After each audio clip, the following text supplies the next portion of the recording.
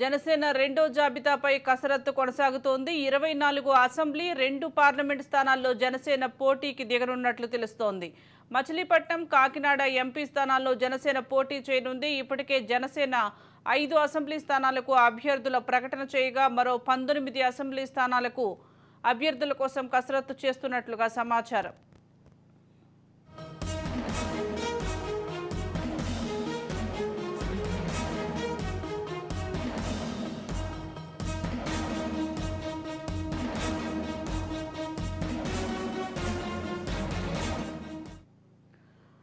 జనసేన రెండో జాబితాపై కసరత్తు కొనసాగుతోంది. 24 అసెంబ్లీ, 2 పార్లమెంటు స్థానాల్లో జనసేన పోటీకి దిగనున్నట్లు తెలుస్తోంది. మచిలీపట్నం, కాకినాడ ఎంపీ స్థానాల్లో జనసేన పోటీ చేయనుంది. ఇప్పటికే జనసేన 5 అసెంబ్లీ స్థానాలకు అభ్యర్థులను ప్రకటన చేయగా మరో 19 అసెంబ్లీ స్థానాలకు అభ్యర్థుల కోసం కసరత్తు చేస్తున్నట్లుగా సమాచారం.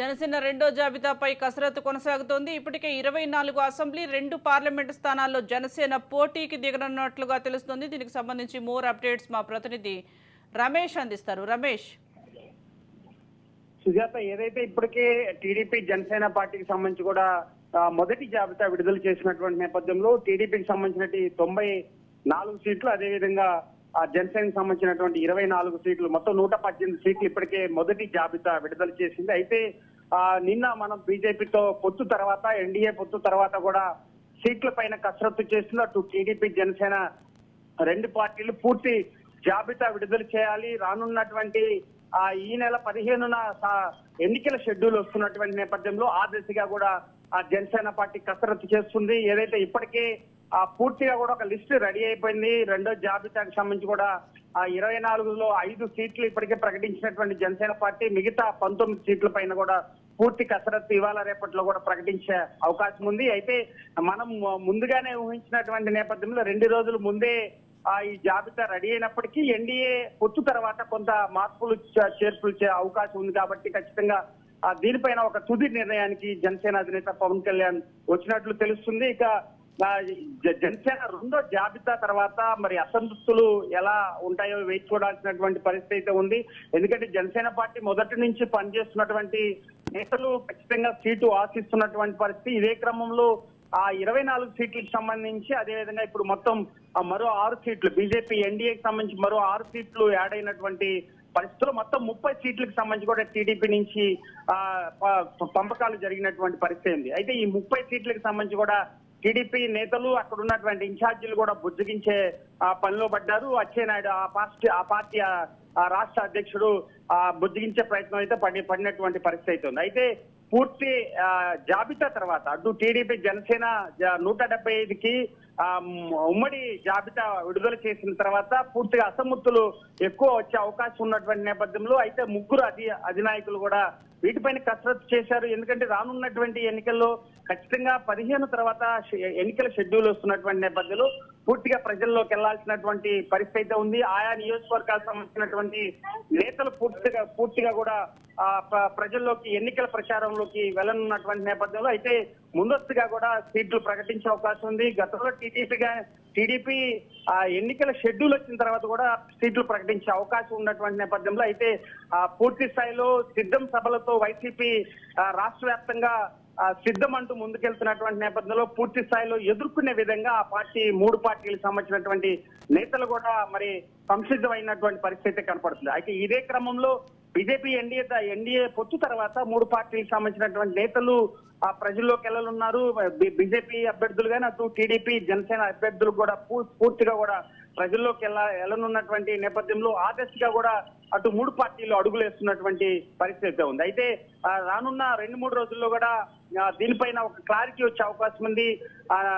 ప్రధానమంత్రి నరేంద్ర మోదీ కూడా ఏపీకి రానున్నారు. ఏదైతే సార్వత్రిక ఎన్నికలు దగ్గర పడుతున్నటువంటి నేపథ్యంలో వాటిపైన ఒక క్లారిటీ ఇచ్చా ఉంది. ఏదైతే 3 పార్టీల పొత్తు ప్రజల ఆకాంక్ష కొరకే రాబోయే రోజుల్లో ఖచ్చితంగా ఆంధ్రప్రదేశ్ భవిష్యత్తు బాగుండే విధంగా కూడా ముందుకెళ్లాలని చెప్పి కూడా మోడీ రాష్ట్ర ప్రజలకు ఒక దిశానిర్దేశాన్ని ఇచ్చే అవకాశం అయితే కనపడుతుంది. ఇక ఈ క్రమంలోనే జనసేన పార్టీ అధినేత 24 సీట్ల పైన పూర్తి స్థాయి లిస్టు ప్రకటించిన తర్వాత కూడా ప్రజల్లోకి వెళ్ళనున్నారు. ప్రజలకు సంబంధించి కూడా ఒక విడివిడిగా అటు చంద్రబాబు పవన్ కళ్యాణ్ విడిగా కూడా సభలు నిర్వహించనున్నారు. ఎందుకంటే ఆ పార్టీకి సంబంధించినటువంటి అభ్యర్థులకు సపోర్ట్ చేస్తూ vote sharing, BJP vote sharing ఖచ్చితంగా అటు 2 పార్టీకి సంబంధించిన అభ్యర్థులకు వెళ్లే విధంగా అటు జనసేన పార్టీ ఓట్ షేరింగ్ కూడా టీడీపీకి వెళ్లే విధంగా టీడీపీ ఓట్ షేర్ కూడా ఖచ్చితంగా జనసేన పార్టీకి వెళ్లే విధంగా వ్యూహాత్మకంగా అడుగులేస్తున్నారు. అక్కడ ఉన్నటువంటి స్థానికంగా ఉన్నటువంటి క్యాడర్ ను కూడా సమాయత్తం చేస్తున్నారు. ఎందుకంటే ఓట్ షేర్ కి ఒకవేళ ఇతర పార్టీలకు వెళ్లే అవకాశం ఉన్నటువంటి నేపథ్యంలో అయితే ఎప్పటికప్పుడు కూడా వైసీపీ కూడా అటు అసమ్మతి వర్గాలన్నీ గాలం వేస్తూ కూడా ఆ పార్టీలో లాక్కునే ప్రయత్నాలు చేస్తుంది. అయితే ఆ క్రమంలోనే 2-3 పార్టీలు కూడా ఒక జాగ్రత్త పడే అవకాశం ఉంది. రానున్న ఎన్నికల్లో వైసీపీని ఓడించే విధంగా 3 పార్టీలు ముందుకెళ్తుంది. ఆ దిశగానే అభ్యర్థుల లిస్టు అదేవిధంగా రాబోయే రోజుల్లో ప్రచారం ఎన్నికలు కూడా అలానే కొనసాగే అవకాశం అయితే ఖచ్చితంగా కనపడుతుంది. సుజాత, రమేష్, అలాగే 24 అసెంబ్లీ స్థానాలు 2 పార్లమెంట్ స్థానాల్లో జనసేన పోటీ చేస్తుంది. ఇక పవన్ కళ్యాణ్ చూసినట్లయితే కాకినాడ నుంచి పోటీ చేస్తారు ఎంపీ అభ్యర్థిగానే ఊహాగానాలు కూడా వినిపిస్తున్నాయి.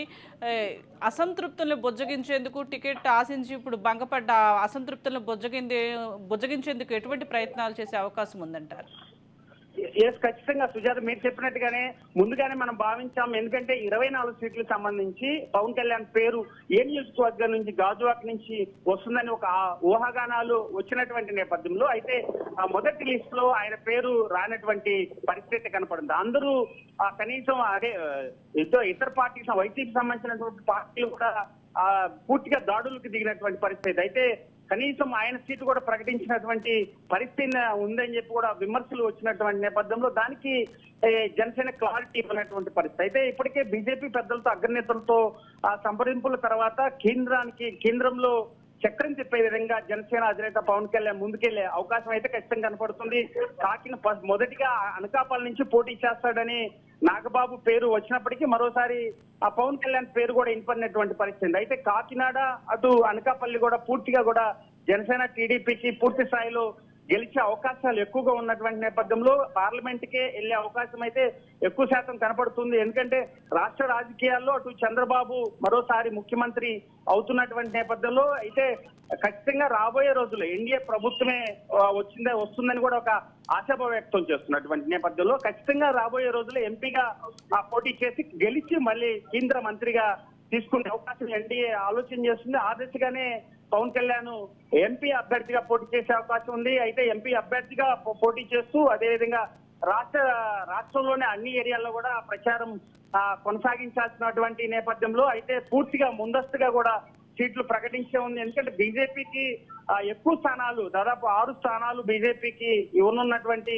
నేపథ్యంలో మొత్తం ఈ సీట్ల పైన ఒక 2-3 రోజుల్లో కూడా క్లారిటీ వచ్చే అవకాశం ఉంది. బీజేపీ ఎంపీ అభ్యర్థులు ఎక్కువ స్థానాలు అడుగుతున్నటువంటి నేపథ్యంలో అయితే దీనిపైన ఇక్కడ ఉన్నటువంటి బీజేపీ పురంధేశ్వరి రాష్ట్ర అధ్యక్షురాలు పురంధేశ్వరి గాని అదేవిధంగా జనసేన అధినేత పవన్ కళ్యాణ్ మరోసారి చంద్రబాబు ముగ్గురు కూర్చున్న తర్వాత కూడా ఈ లిస్టు జనసేన అధినేత పవన్ కళ్యాణ్ లిస్టు ఫైనల్ చేయటం అంత మేరకే కానీ ఖచ్చితంగా 3 పార్టీలు కలిసి ఈసారి తుది జాబితా విడుదల చేసే అవకాశం మొత్తం 175కి 175 సీట్లు ఆ జనసేన గాని, టీడీపీ గాని, బీజేపీ గాని ప్రకటించే అవకాశం ఉంది. ఆ దశగానే ఎన్నికల షెడ్యూల్ 15 కల్లా ఎన్నికల షెడ్యూల్ అవుతుంది. కేంద్ర ఎన్నికల సంఘం 14, 13 2 రోజుల్లో కూడా మరి ఇప్పటికే ఆయా రాష్ట్రాలకు సంబంధించి 5 రాష్ట్రాలకు సంబంధించి అటు పూర్తిగా కసరత్తు చేస్తున్నటువంటి నేపథ్యంలో ఎన్నికల షెడ్యూల్ ముందు 175 సీట్లకి 175 సీట్లు ప్రకటించిన తర్వాత ప్రజల్లోకి వెళ్లాలని చెప్పి కూడా ఒక వ్యూహాత్మకంగా 3 పార్టీలు వెళ్తున్నటువంటి పరిస్థితి కనపడుతుంది